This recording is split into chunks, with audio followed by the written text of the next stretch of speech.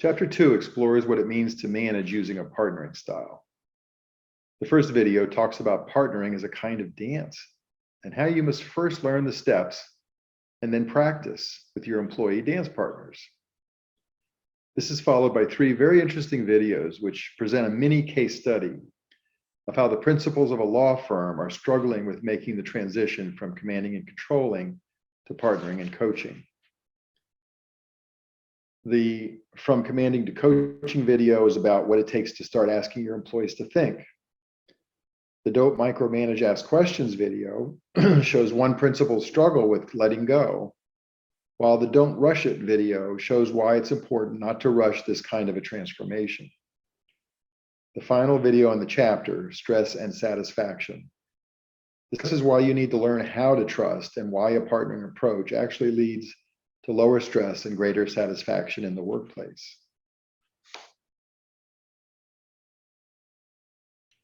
So when I say lean culture building, as you're now starting to do some of these lean techniques, again, if you want to continue building this lean system on the people management side, I mean, you first do have to understand what is your current management style. I mean, that's why that organizational trust assessment tool from the beginning, you know, is a good way for you to reflect on it and kind of get a sense. It's not perfect, but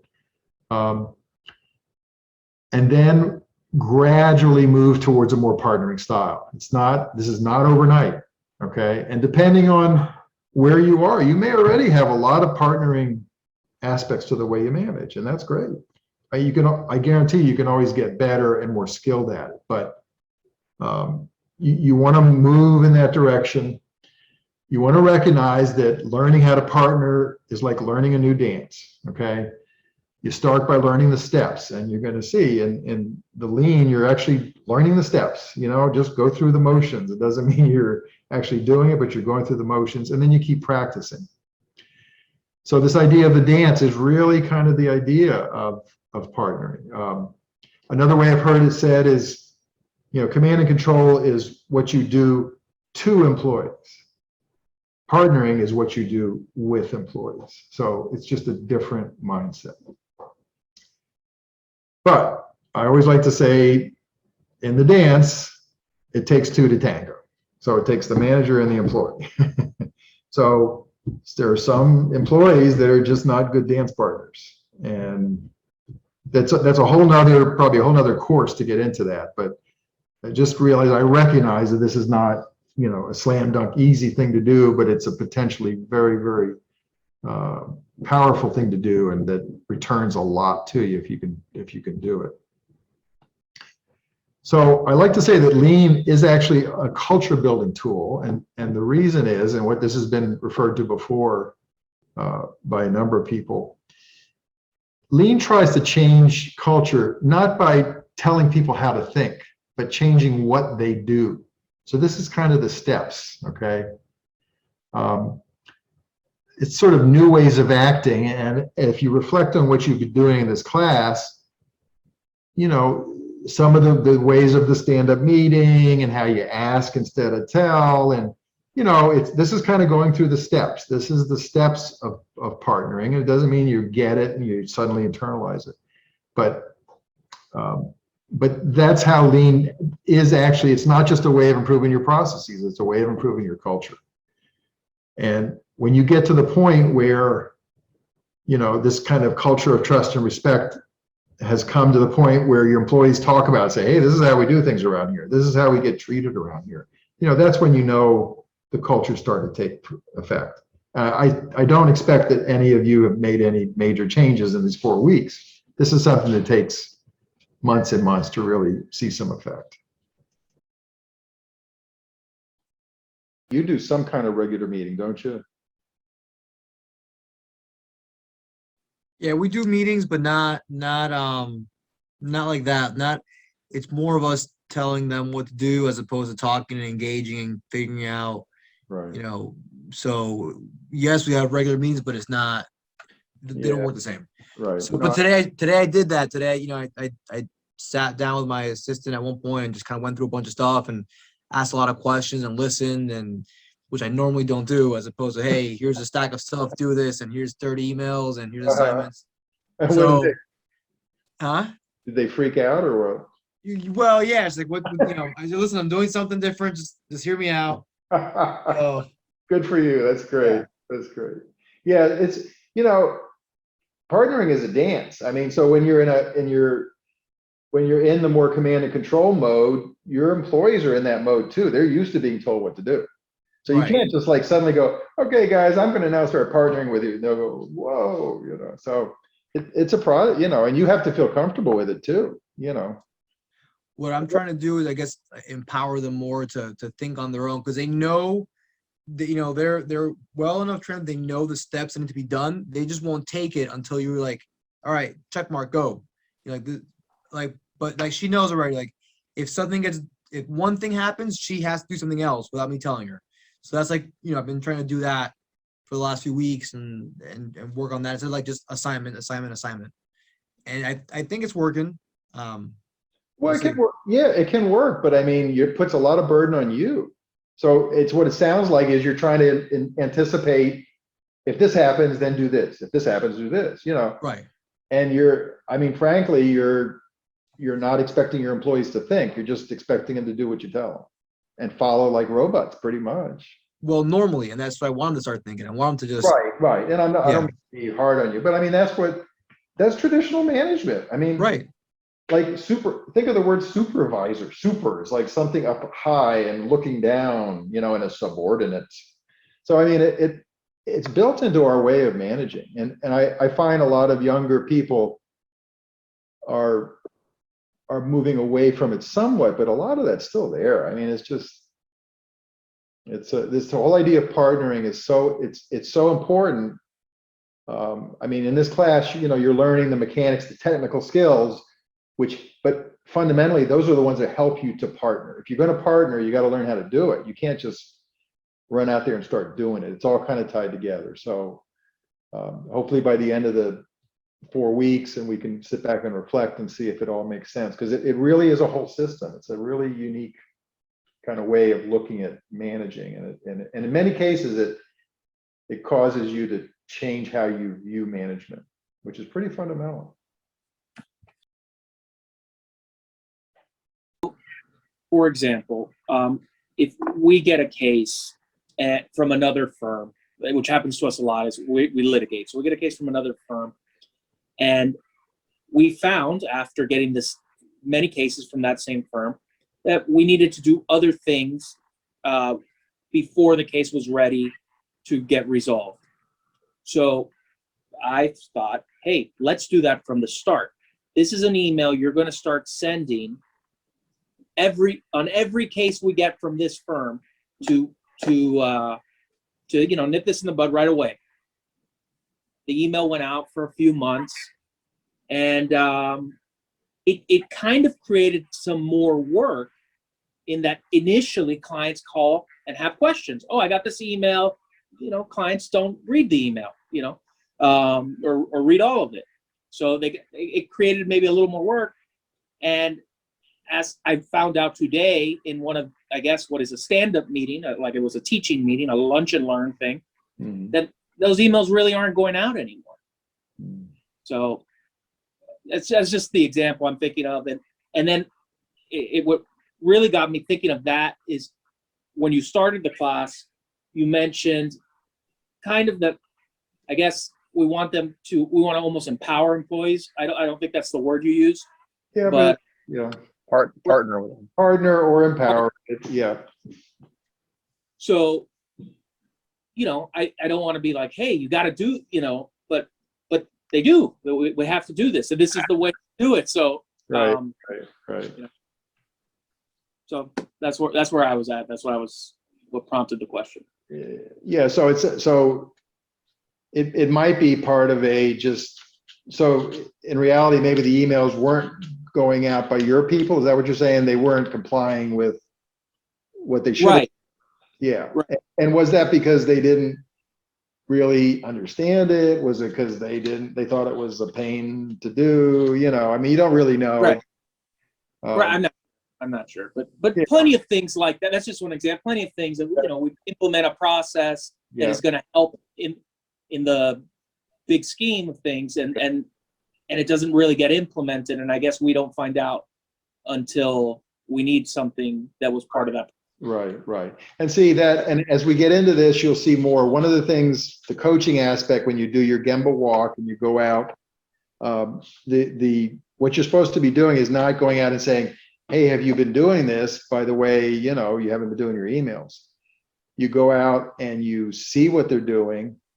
You ask questions.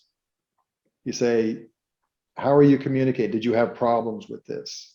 Eventually you get to the point where you say, how do you think we could handle this? Right.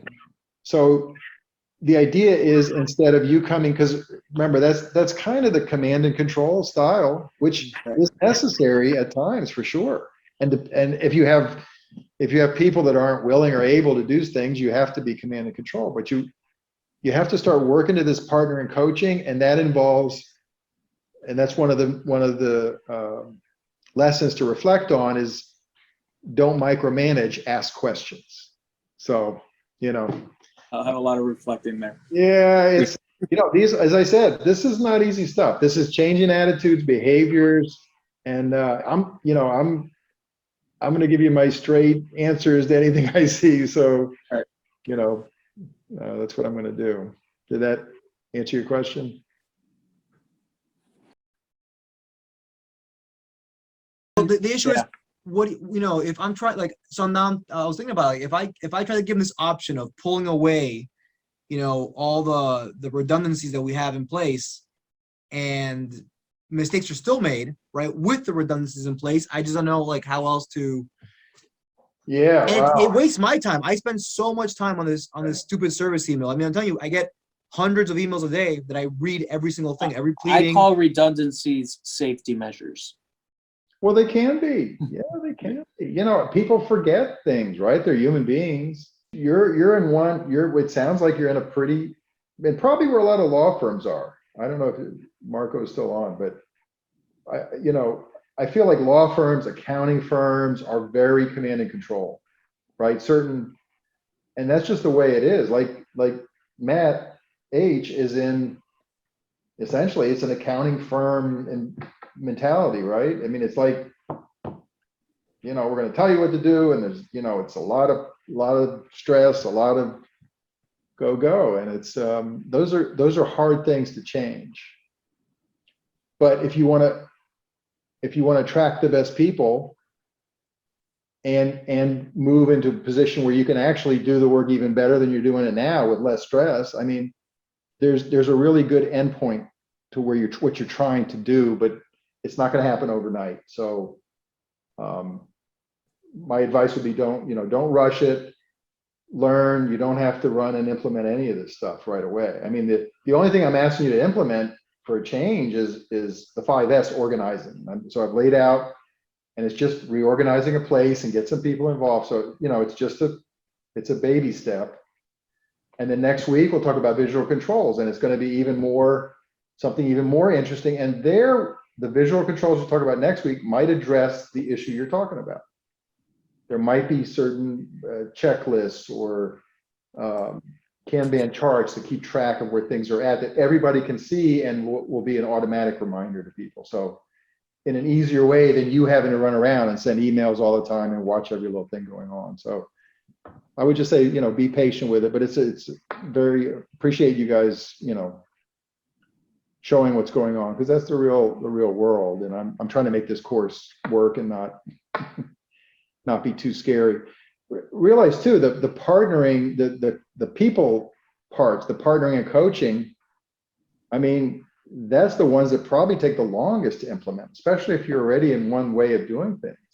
You want to start with the technical side. Just start with, breaking down processes and organizing your workspaces and doing some visual controls, things that you don't have to be partnering and coaching to do it. It's just, it'll be a lot more effective when you can eventually get there. So I would say, does that make sense? Yeah.